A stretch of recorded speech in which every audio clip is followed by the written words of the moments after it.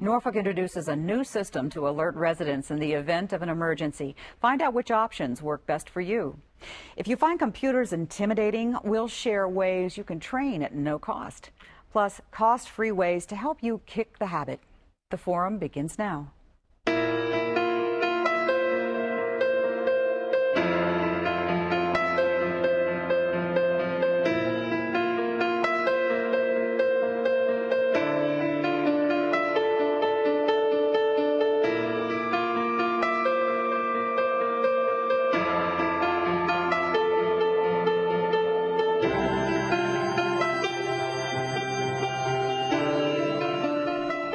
If you still have a landline, you may recall receiving a call in late June with a pre-recorded public safety emergency announcement. Norfolk Emergency Preparedness and Response was conducting a test, which is part of a bigger plan. Tony Castillo is manager of emergency communications for the city of Norfolk. He has details about a partnership between the city of Norfolk and something called Nixle. Welcome, Tony. Thank you, Jan. Yeah, Nixle is a new partner that we've started sharing strategies with and getting the word out to the citizens of Norfolk in case of emergencies in various ways. Citizens can sign up for Nixle through text or online at nixle.com. The service is free, and they can also sign up for different alerts and when they want to receive them, and importantly also when they don't want to receive them. Okay, yeah, because there's always those people that don't want to be notified on everything, but just specific things. And that leads me to the question of, you know, when we call something an emergency, that can mean different things to different people. So the service that's being provided provides different levels of alerts. Is that basically how it works? In a sense, it is. We have different levels. We have community alerts, we have advisories, and we have alerts, which are a little bit more significant. Say, for instance, tornado watches or warnings. We'll send those out as alerts, and folks can get those either through their text on their cell phones or by email. Just however they want to sign up for that. Some of our more common alerts that we'll send out, our advisories, are for weather alerts, severe thunderstorm watches, warnings of those nature, and a couple different ways we can send those out. One is probably the most often way that we send it out is through the Nixle Wire. Folks can sign up for this subscription-based. They can go to or text their zip code to 888-777, and like I said, they just send their zip code in there, and they'll get the Nixle Wire. Mostly what those alerts are weather advisories. The Nixle Dial is what we use when we send out an alert regarding a very significant event. Say, for instance, we have a hurricane and there's certain evacuation routes that we need to get out. We're going to send that out through the Verizon ESL, Emergency Subscriber Listing, which are the landlines for the city of Norfolk. Okay, so the dial means those people who have landlines. That's correct. So everybody receives that. That's correct. Everybody will receive that. It's significant enough where we will only send those out in emergency situations, and there is no setting of times to receive that. Okay, so the emergency situations in those cases are not necessarily going to be a thunderstorm or that's correct. a weather alert, unless it's something that's really going to be big trouble. That's correct, Jan. We can also target different neighborhoods if there's a situation, say for instance, police activity, say a hostage situation. We can call up a map and with polygons identify certain streets, houses, neighborhoods, and select those folks to receive those messages. It won't go out to the entire city, but just the affected neighborhoods in regards. Wow, well that's quite a different way to reach out to people, isn't it? It is. It's very effective. We haven't done it yet. We just finished up the testing with Nixle, and we're getting ready for that. The testing that you ran for the landlines was pretty extensive. Do you have any idea how many people you were to reach? That took a lot of coordinating too. It did. A lot of coordinating with our PIO and through Nixle themselves. So we ended up sending out about 55,600 calls. They all go to landlines. Some of them went to fax machines. So we're still working on the cleanup portion with Verizon and Nixle to ensure those don't go out in our next session. Took about an hour and 45 minutes to send those out. So as we clean those up, the time to send those out is going to get reduced. Okay, so this was only a test. That's right. That was only a test. Right, right. So will there be tests again in the future, to your knowledge, or do you know? Probably not. I think as we continue to send out alerts, we do get feedback from Nixle, and we have reports on which ones were either not answered or went to fax machines or went to an operator. We, on a weekly basis, get those updated through Verizon, and that's probably how we're going to go in the future. Okay. Well, I guess the main point of all of this is just to ensure that people are informed. Absolutely, and I think one of the best features is that it's free and it's easy to use and easy to sign up. Okay, and let's go through that sign up again, just so in case people missed it. That you can text? You can text your zip code to 888-777, or go to nixle.com and sign up with your email and your cell phone. Okay, that's NIXLE. NIXLE.com.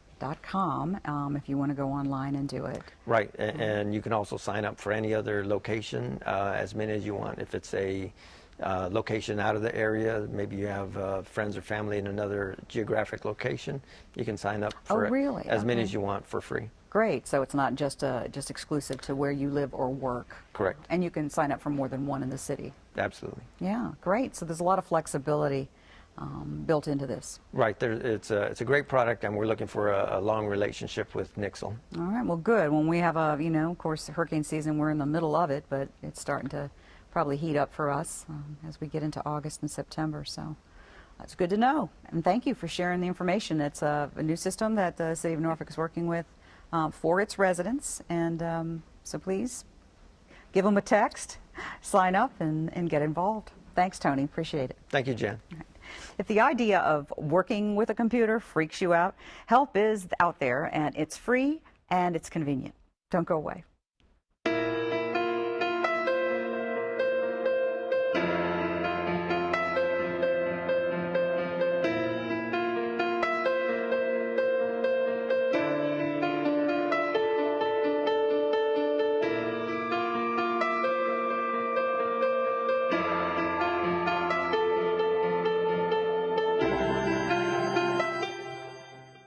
So I've come up with a family emergency plan.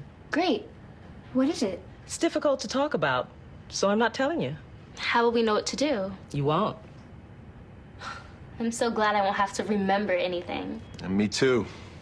Thanks for this, sweetie. Talk to your kids about who to call, where to meet, what to pack. Visit ready.gov/kids for tips and information.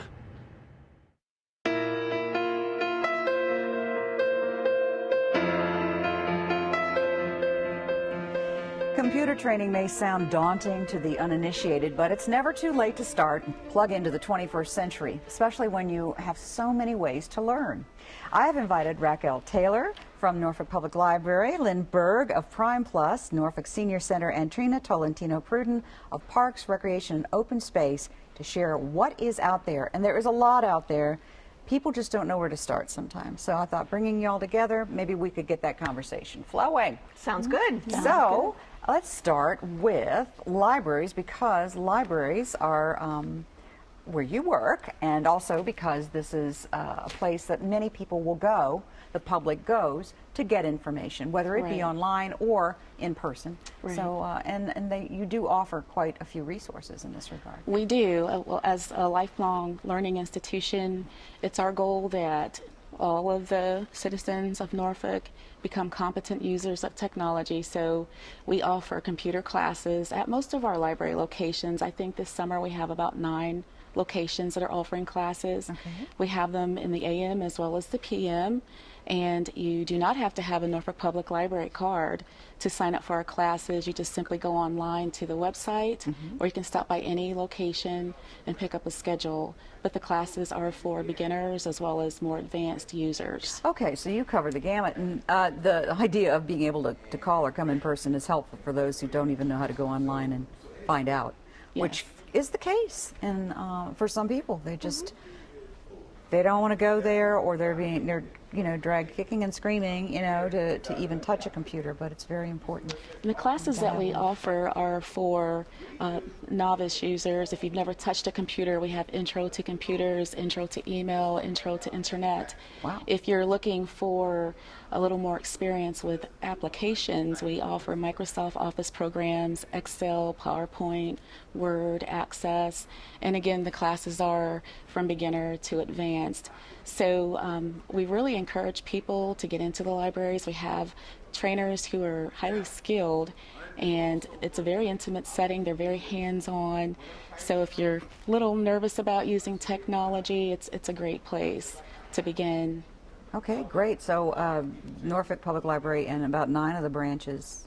Approximately 9 of the branches. We try to offer them citywide at various locations so that people have an opportunity to attend. Okay. Well, that is certainly one way to get some training, but also to access computers themselves, because not everybody has one at home. Right. And each library location has at least 20 computers, with the exception of our Pretlow Anchor Branch Library, which has at least 50. Now, you do have to have a library card to use the computers. Okay. You can access the computers for up to 2 hours. If you don't have a library card, you can get a temporary internet access card. Okay. And you can always just get a library card, because I don't think that takes a lot of energy. Absolutely. Or time to do. Anyone in the state of Virginia can get a Norfolk Public Library card. Well, there you go. So there are really no reasons why you shouldn't. The barriers are all gone for learning and access. To make it easy. And in very convenient locations. And I know that our Department of Parks, Recreation, and Open Space also has centers where there are computers available and some classes as well. That's right. We have 4 resource centers. We're on the south side of Norfolk. Okay. We have Oakleaf and Diggstown, which are in Norfolk Redevelopment Housing Developments. And we have Campostella, which is attached to our Campostella Recreation Center, and we have Campostella Heights Resource Center. And we have Resume Mondays, where we help people put together resumes. We have classes.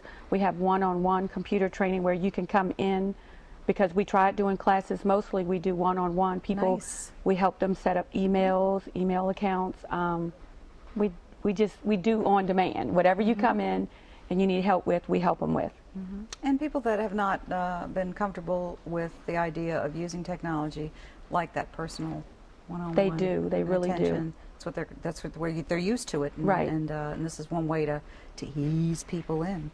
And then, of course, once they can get up to speed or to a level where they're comfortable and can actually utilize some of it, there are all these other services too. That's right. And if they are not a senior yet, they will be. And Lynn Berg with the Prime Plus Norfolk Senior Center says they have offerings there too. You offer a lot of things at the Senior Center, but we sure do, Jan, and well. I appreciate being included. I think it's Sure. a really valuable topic, and I know that all of us can benefit from what each other has for resources, because not one size fits all. Right. And so this might be a really great opportunity for people to learn everything that's available to them. At Prime Plus, we offer a community computer learning center, and we have a group of volunteers who has created a wonderful lab environment. We have our own text. These are all classes designated by people over 50 for people over 50, many of whom have never touched a computer and are very daunted. So we start with the Just Starting with Computers, where we teach about the actual machine itself, the on-off, the possibility That's of real basic, yes. And we want people to know they're not going to break a computer. You don't have to worry about it blowing up. You can actually feel a comfort level, and people just having sighs of relief and knowing that they're not going to hurt anything when they operate it. Right. Then we go through computer maintenance. We make sure that everyone understands, hey, you need to clean up your files, you need to organize how you're saving your data, you need to think about your spyware, you need to understand what's safe and what isn't safe on your computer, and you need to be careful about that. Then we get into the Microsoft type products. So we talk about all of the software there. And then from there, the sky is the limit. We do trip planning online, holiday letters, flyers for your events, whether it's an invitation or a garage sale. We go ahead and launch people into the grandchildren's, making attachments, sending pictures, getting people familiar with Skype. We also have Wireless Wednesdays where one-on-one instruction happens. If you have a cell phone, a laptop, an iPad, we'll make an appointment and sit down and make sure you know how to use it. All of our classes involve coaches sitting adjacent to students with an instructor in front of the class. They're short series, so it isn't overwhelming. You don't have to plan 6 weeks of time. You can actually get it in 2 or 3 weeks, get the pieces that you need to move you forward on your own speed. And then we also update and take requests. So if somebody wants to know something else, we're available. Like, for instance, purchasing on eBay or the safe ways to handle banking. All kinds of topics come up. And again, we're trying to help people to become so much more comfortable that they can actually do their homework. And we have some homework on the computer for folks, and they can go to the library or to the other facilities in the community and actually do their homework and have a text with them, because we prepare manuals that are specific to the screens that you need to see in order to accomplish your homework, and that helps folks move forward with confidence. I have to admit, I don't remember which of your organizations offers the mouse exercises, but I was exploring these sites just to see what was on them, and one has mouse exercises, and I just thought that was the most delightful thing I'd ever seen. I thought, what a wonderful way to break the ice for people who are just not sure what to do with this gadget. And not savvy. That's right. Funny and so fun, and you know, it's like, who knew?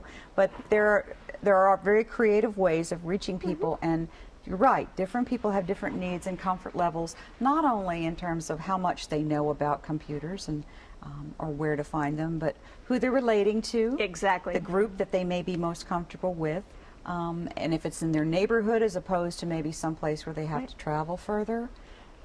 Or if you just feel like, okay, I'm going to explore this online. Yeah. That can be, well, maybe down the road they can, or maybe that's how they're going to start. And navigating the internet is very important, Yeah. and it is also something that we try and make sure everyone is comfortable with, because when they go out the door, a lot of the world is already connected to the internet, and what we see is people's horizons opening up. Whether they're transportation impaired or they have some other challenges in communication, they're able to see on a large screen all of the information that they need, and to know how to access that information is key. What we're trying to do is facilitate a better quality of life, give people access to the employment opportunities that are out there, helping them to navigate communications well and to feel safe and comfortable in that environment. Yeah. I imagine that the folks that you deal with too, are, you know, they may want to understand, what is a password? How does it work? And also, how do you protect those things from others? I know that with libraries, you may have a password, and you said that people need to use in order to access something on a computer that you use there. And just like with your organization, you know, we start at the very basic level. We have people who come into the branches who have no computer experience at all. So they start them with the intro to computers, which involves using the mouse, and from there they advance. So we actually offer the classes on multi-levels. And then, you know, once you feel confident, you can come into our branches. We offer free Wi-Fi access. You can bring your own laptop or tablet and, you know, use our access to the internet. And we're always there. We're an information hub, so there's always someone there to help. And you have locations in neighborhoods, which is very convenient for people who don't have maybe transportation all the time, or they're familiar with other people that might be at the center. That's right. They can just walk. And we also do classes on, we're partnered with Opportunity Inc., so they have access to people who are looking for jobs. They can go to that workforce development site and see what jobs are available. And we also, like, I believe we did have the little mouse, because a lot of people don't know that you right click or left click. And we also had classes on how to use your cell phone. A lot of people don't know how to use their cell phone. Amazing what people don't know and we take for granted that they do. That's Exactly. Thank you, everybody, for sharing this information. Great stuff, and I hope it'll help some people out there who have been hesitating. Thanks for the Thank you. opportunity. You're welcome. Thank you. If you're getting ready to light up another cigarette, you better stay tuned for a lesson on how to get off your butt, and it's not my words I'm using here, and stay smokeless for life.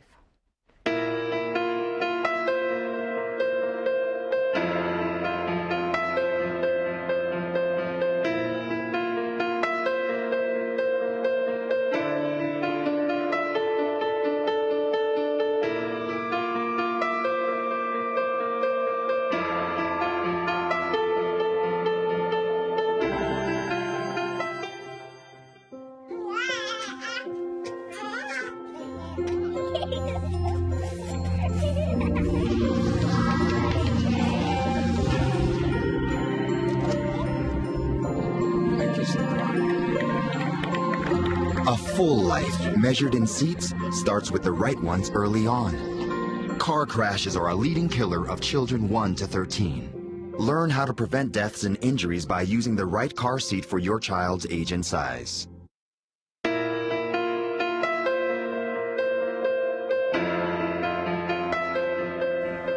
Okay, you know you shouldn't smoke. You say you're going to quit, and maybe you already have several times. But when will be the last time?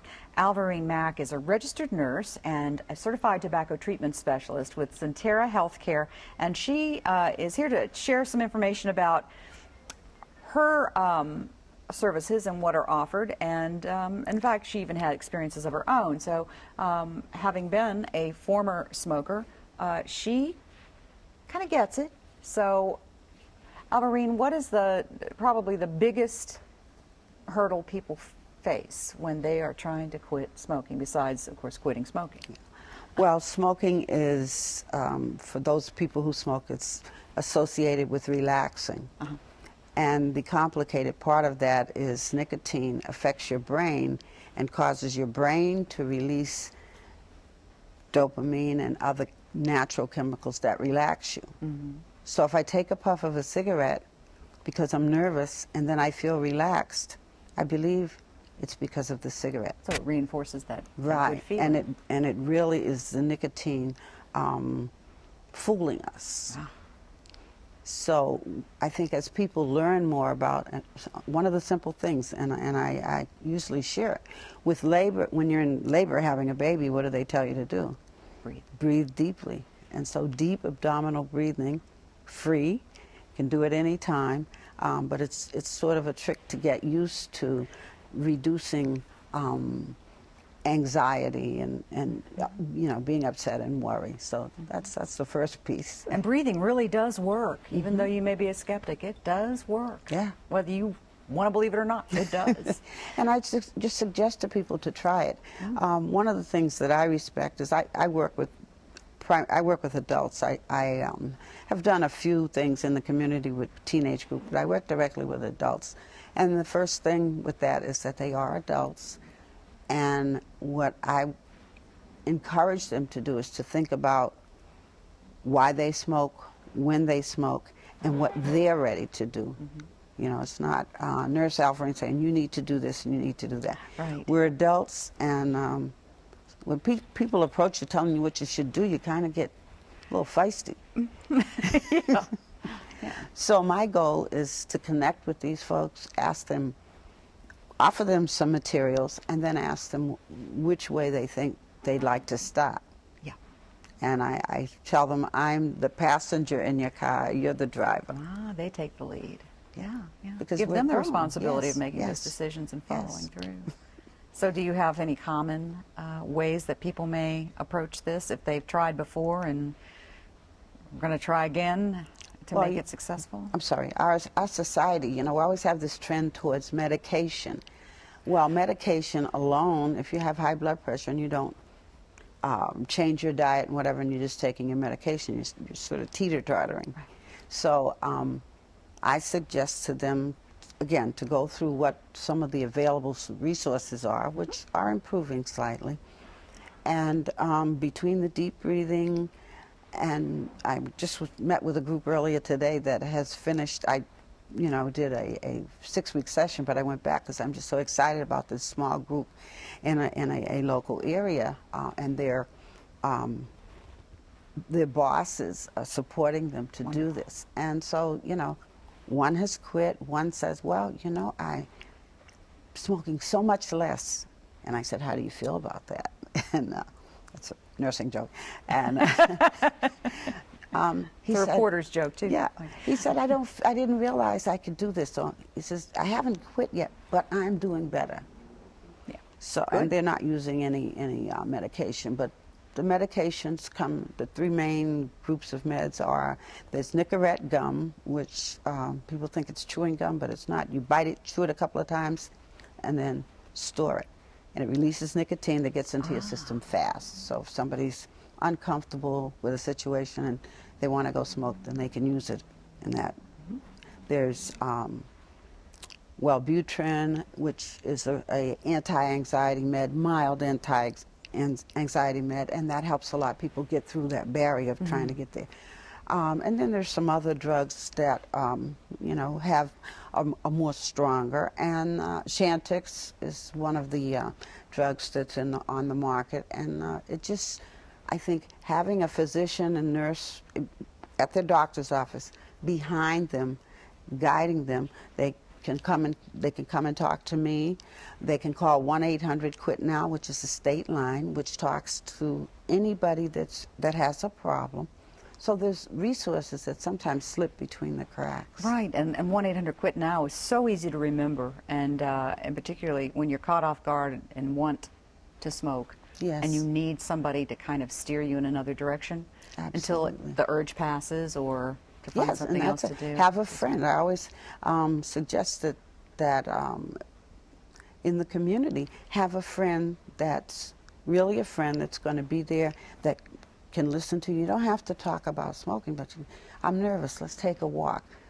We have these 5 Ds: delay, discuss, do something else. Yeah. And so those are things that the person can control, and so they feel like they have some weapons against this anxiety that that's coming. Okay, it's still a tough habit to break, but it can be done. Yes. And there's certainly plenty of resources there, and that 1-800-QUIT-NOW is a great place to start. Also, Sentara Healthcare, you can call 736-8272. I don't know if that spells quit now, but that is Sentara. Yeah.